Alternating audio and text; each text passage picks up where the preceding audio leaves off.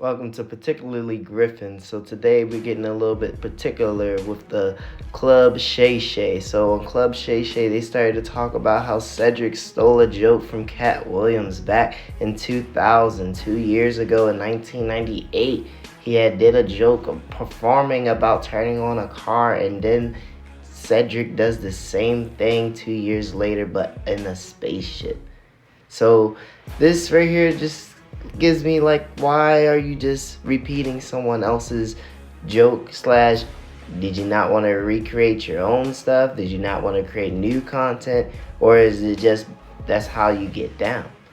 But enough for Cedric. Going on to the next thing, I believe just when it came to Cedric and then him bringing up Steve Harvey and then also Ricky, is just like, dang, why are you guys in this boatload of lies? So then we get down into later into KattWilliams' life, and I just see it's just a definition of perseverance in the endeavor of learning. Is like, how do we meet someone that goes from the age of 12, able to get into colleges and not wanting to do it at all, end up getting into a trucker's truck and then making it to Florida and then stealing radios from cars just to sell and make $2,000 per radio is interesting on its own. So if something feels wrong to you, I understand what KattWilliams was saying about, hey, I just will not be seeing myself do this. It's wrong what his parents was doing, and he see that it was wrong, and he took his own way out and moved out. He even said in the interview that it was getting to a point that he needed to leave himself because one of them was not going to make it. And I felt that strongly because sometimes not all parenting situations are right. So in his situation, he just seemed like he needed to get away. But then there was one moment that he said he was almost beaten to death. Shannon almost tried to see if he can get something out of it, but Shannon didn't get too much from it because he just said, no, I didn't say that. But we got something. So hopefully down the line we hear more from just KattWilliams himself, or even just relatives just wanting to speak more on the past. And then afterwards we get further into the conversation about how some comedians, they'll go get a plaque and an award, and as they get these awards, it's like, oh, the greatest thing that ever happened to me. But when KattWilliams started to speak on it, he's like, it's not even the award, it's more about how many times can you repeat and give new content, not repeat and do the same content over just a different episode. And I felt that when he was talking about that with Steve, getting the plaque just to do a Family Feud. So it was interesting hearing that. And then also knowing about Coconut Road, where he went to the library and stole radios. It's just like he's over here creating what he wanted. He didn't like the lifestyle his family gave him, but he went out there at 13 and created what he wanted. That's inspiration to me. So going further down, right after the awards, we're getting to like an hour and 17 minutes into the video. He starts to talk about how he was verbally probably beaten, or if it was probably physically beaten, like I was just saying a second ago. And this all happened in Ohio. So we already know it's cold up there, cold people. And you know, the further up north you go, the more disrespectful it get, and the less in the black community, families believe in other people being more than what they have seen in their household. If they have not seen it, they don't believe it. And I felt that with KattWilliams was just like, look, you're wrong.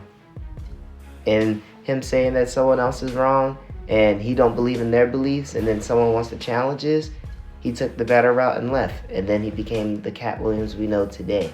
Just going out here and doing what he needs to do in these streets. And basically, what I mean doing what he need to do in these streets, the fact that I even just found out from this video, he was homeless with his child.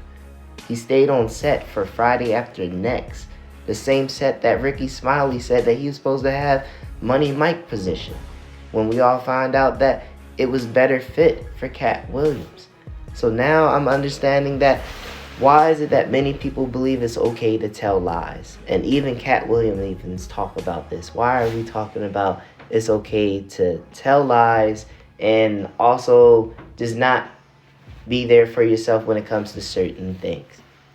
And right after, we talk about the lies. He's talking about how Shannon has an unnatural allegiance to losers. For me, when I just heard that, I was like, wow, that was very like, damn. He just came into his face and just was like, allegiance to a loser.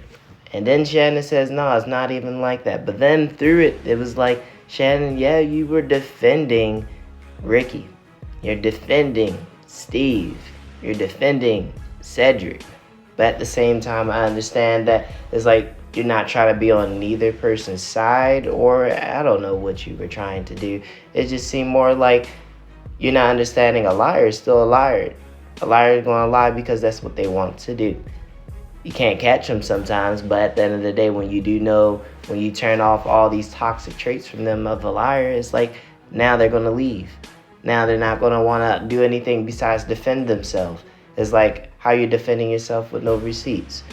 All right, so now we're going to move on later into the conversation. So later we get into how some people come as a boss to bigger money at the table to be subservient, while others remain a boss and keep integrity and not allow anyone over to extend your character for any rich meaning.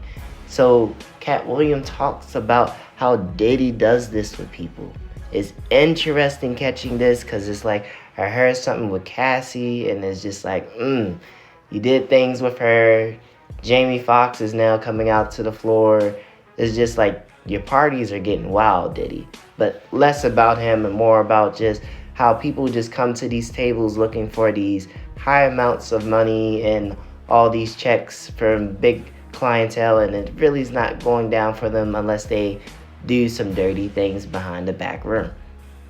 It doesn't make sense. And I love how Katt keeps his character by telling people like, that's not me. It will not be me. I will not give up my manhood, or I will not give up my character for you. It's interesting that most people don't even think about that, but at least for Katt, he's setting the trend for 2024, letting people know, hey, don't let people play your character for not even any amount or demean you, because it's demeaning, period, just allowing people to do that to you. Like, stop letting people come in your life and saying, oh, be subservient to me. I love that word now. Now it's in my vocabulary because, like how he was saying, most people will react to words and they don't even know the definition. Now I'm about to start telling people, spell the word now. Spell it. It's interesting on how people don't know what they're getting into. So later on into the conversation, right after we started talking about how people were subservient to people, we get into the act of talking about the synonym of intercepting a football and getting the fumble in the sport.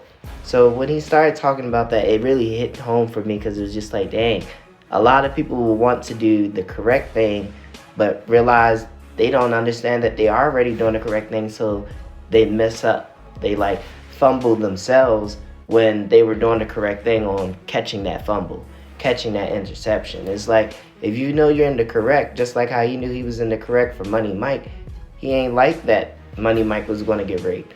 He put his interception in it and changed it because he was in the correct role to be able to do that. Other people probably would have told him, oh, no, change up. Gotta give this role to someone else.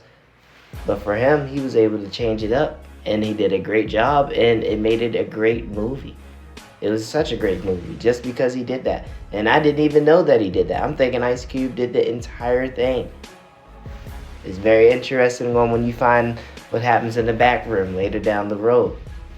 So going even further into it, so KattWilliams admits now that if you're blind and you allow the blind to lead you, you're always going to be subservient to other people. But then there are people that holds the gateway. Like, there's gatekeepers out here. Like Kevin Hart bought Comic View. Comic View is really one of those best things that happened to us back in the day. Like how he said, it was the Wild Wild West. If you hopped on, you was basically up and gone. But it depends on how your jokes were. If you're stealing jokes, you're not going to get anything. So be really responsible, like be a boss. Be responsible and take profit. You can't get the profit if you're not responsible. You can't take the responsibility if you're not a boss. Be a boss. That's the best thing I got out of it. And then going into the last part, it was spooky for me, but interesting to wrap this all up. So the Illuminati hearing him and Ludacris going to the same convention or whatever thing that he was talking about, I myself, maybe y'all knew, but I didn't know the Illuminati was real. And for KattWilliams to mention this, and then now Ludacris is doing the Fast and Furious, and we're on 10, and then there's 10 more movies that he got to do. It's like, whoa, this is interesting. Tell me your thoughts on this. But thanks for joining my channel. We're particularly Griffin. Talk about more particular things.